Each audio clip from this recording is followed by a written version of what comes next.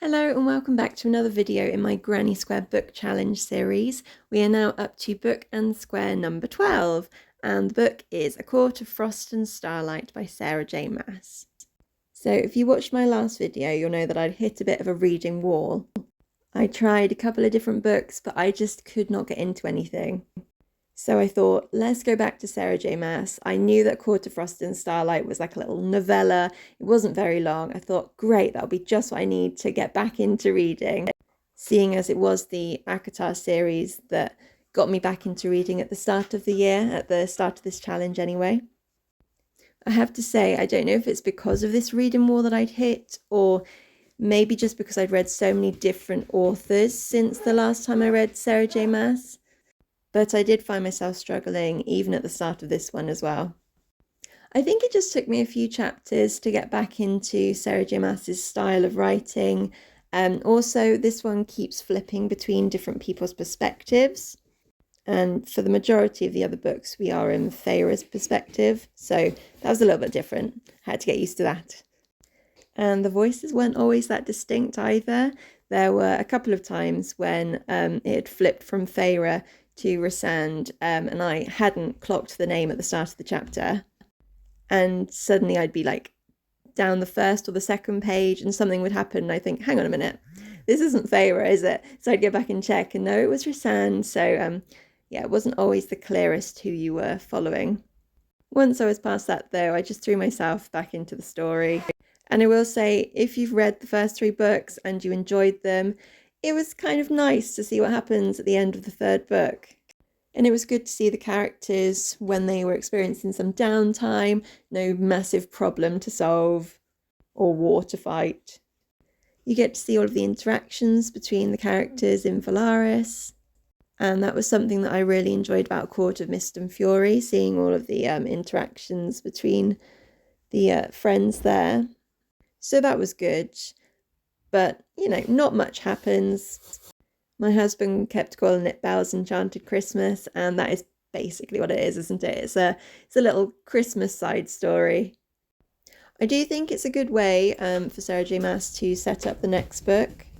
I mean, I've got the next book, and it is really a really big book. I'm not sure how many pages, but it's definitely the biggest by quite a big margin. So in this book, she's letting you know everyone's mind frame, where they're at, how they're coping after the war, and it starts setting up for the rumblings of discontent among the Illyrians. I suppose it's quite a handy way for her to do a sort of a prologue for the last book, setting up the problems so that we can just jump into the action with that last one. I haven't read the last one yet, obviously, so I don't know if that's true or not. We'll see. Now, being such a short book, I have to say I was quite uninspired with what to do for the Granny Square this time, so it is very basic. Apologies for that.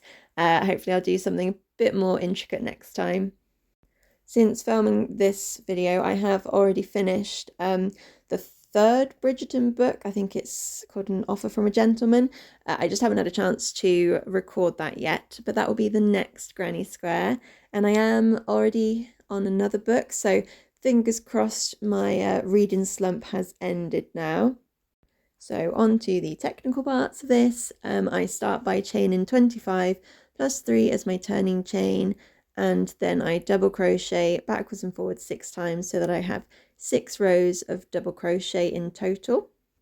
I use a 4mm hook and DK acrylic yarn. Unfortunately, this bluey yarn I just pulled from my stash. It's so old, it's kind of scratchy. I have no idea what brand it is or what colour.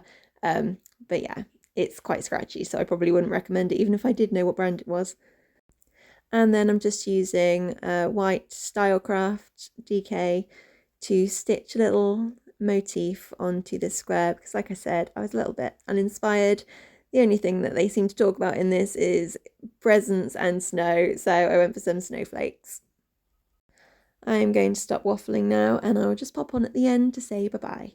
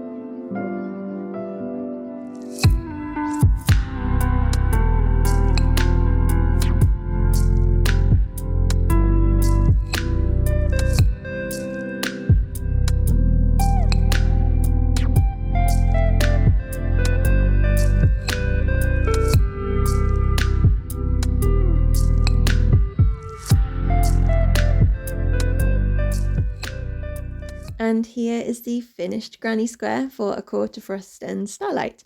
I hope you like it. Like I said, a little bit lackluster. I wasn't really sure what to do for this one. Next one will hopefully be a little bit more interesting. And here it is with the other granny squares that I've done so far for the ACOTAR series. It'll be nice to see them all together when I've finished A Quarter Silver Flames later on in the year. Please consider subscribing if you're enjoying this series, and I will see you in the next video. Bye bye!